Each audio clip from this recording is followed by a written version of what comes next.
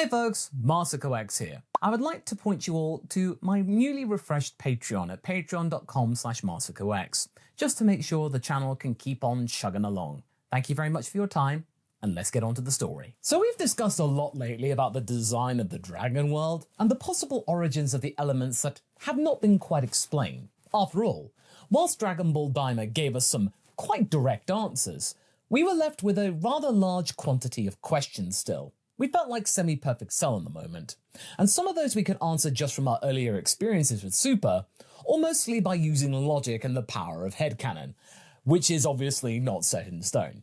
But the longer we looked at the state of the Dragon Ball multiverse, the more we started to have a certain thought about the whole grand design of the new character, Rimus.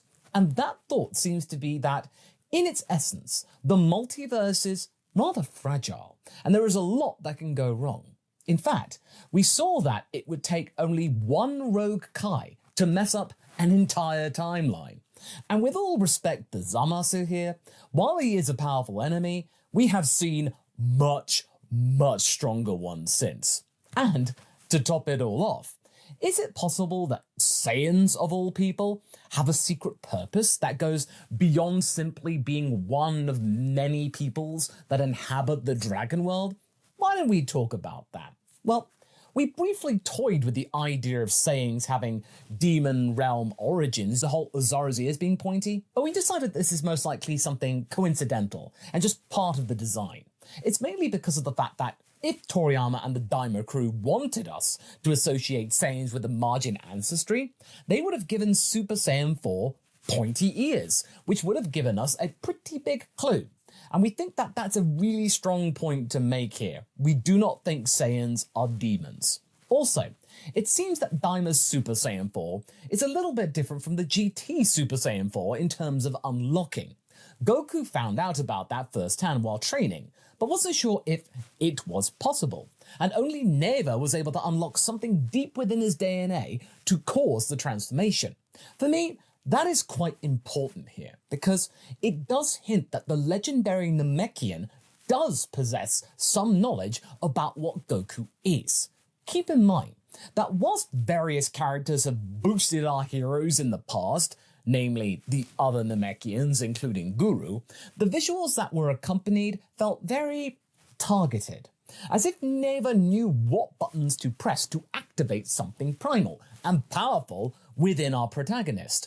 This may mean that he had some means to watch over Universe 7, for example, and other ones to boot. Or Saiyans were known in his time, many eons ago.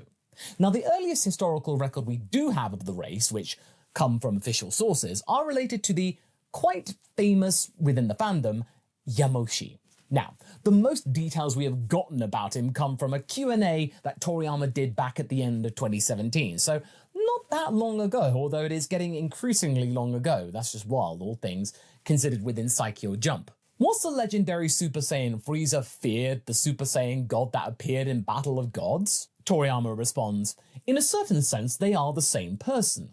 That is to say, very long ago, before planet Vegeta was the Saiyans' planet, there was a man named Yamoshi, who had a righteous heart despite being a Saiyan. He and his 5 comrades started a rebellion, but he was cornered by combatants and became a Super Saiyan for the first time, though his transformation and fearsome fighting style shocked the other Saiyans. Outnumbered, Yamoshi eventually wore himself out and was defeated. But this was only the beginning of his legend.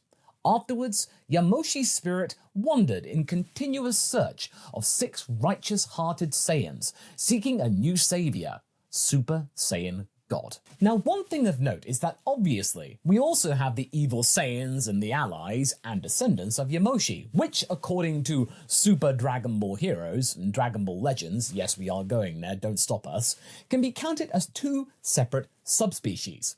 Now, obviously, these productions are not considered to be part of the main canon, but Toriyama's involvement in the creation of Charlotte, who is quite directly connected to the history, may add some credibility within said lore.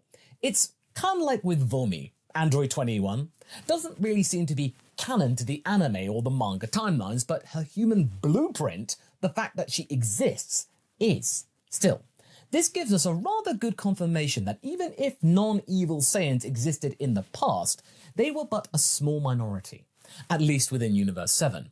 As we know in 6, it's been seen they are relatively noble for quite some time even. And considering that we know a little bit about how Rimus created the universes, that might not be a coincidence.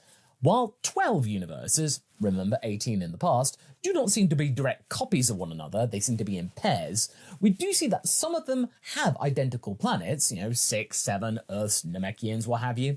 And on the other hand, we also know that Universes 7 and 11 share planets, and that Universe 2 also has Tuffles and Yardratians. So, either, originally, they were meant to be identical and change with the events of each individual world and universe, or, as hinted by the story of the Namekians, some species moved around on their own when travelling between the universes when it was much more common and when it was a lot more easy to do so.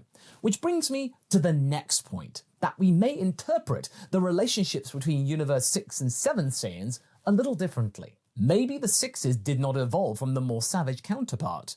Maybe they were always more chill, and the two groups simply split during the time when the multiverse was young, so far away in the past that they aren't even capable of remembering it from an even instinctive, innate level. And mind you, they may not have done that on their own.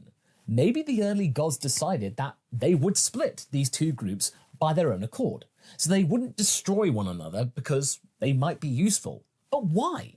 Why would the deities even care?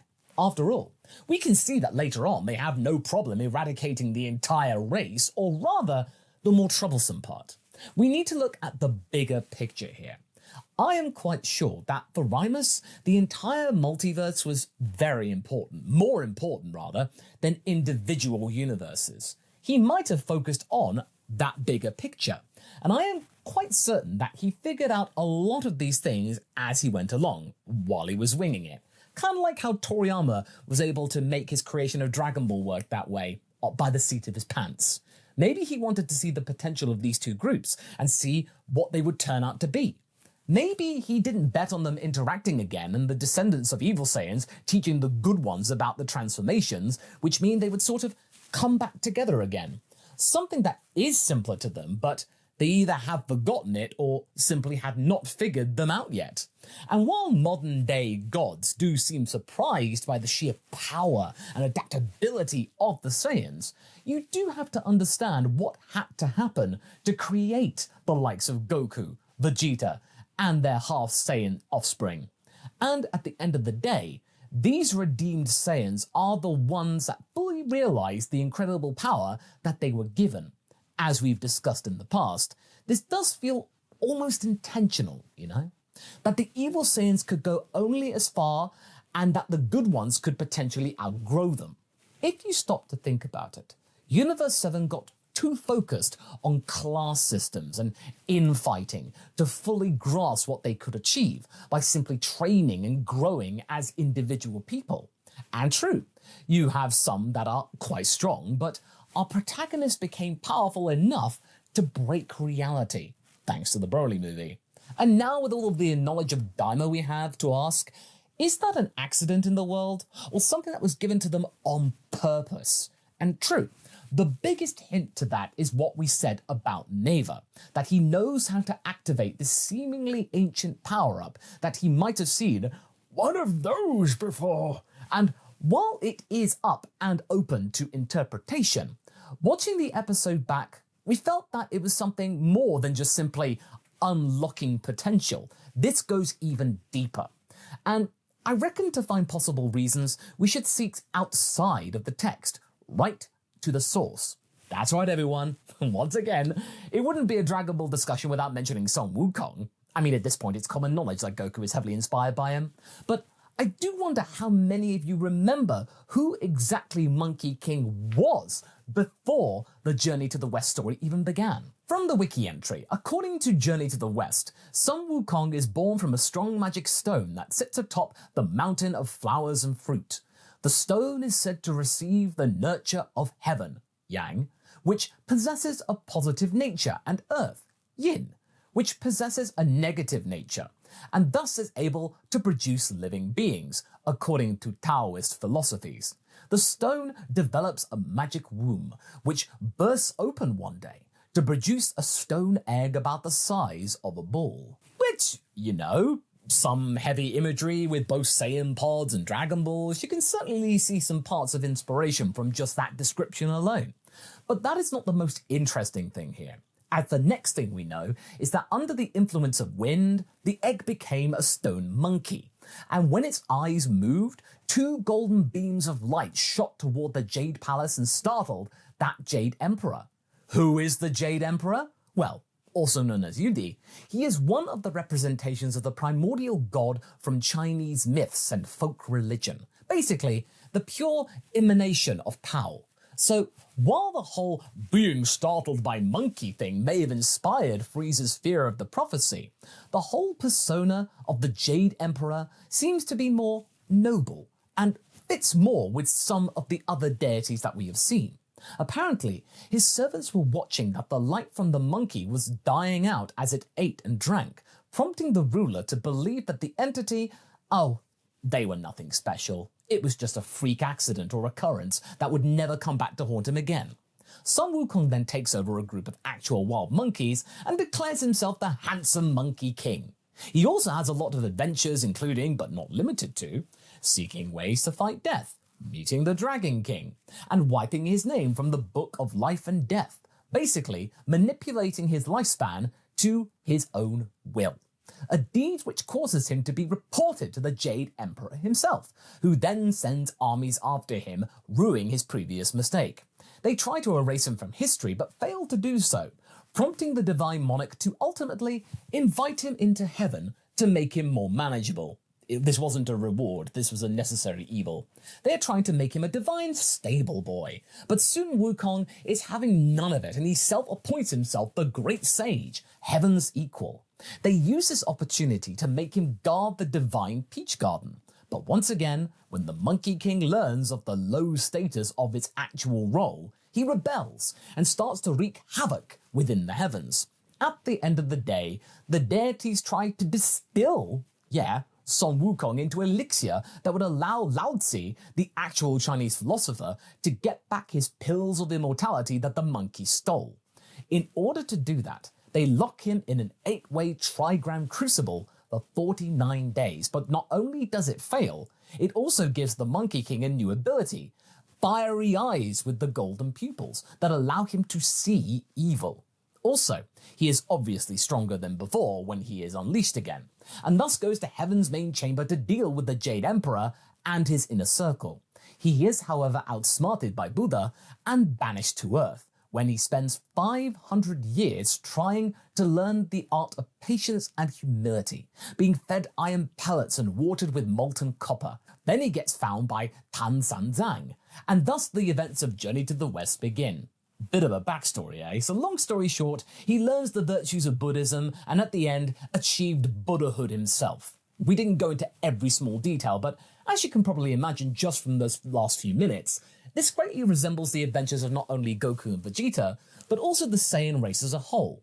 And if we can consider the reaction of various divine entities here when interacting with them, it kind of checks out.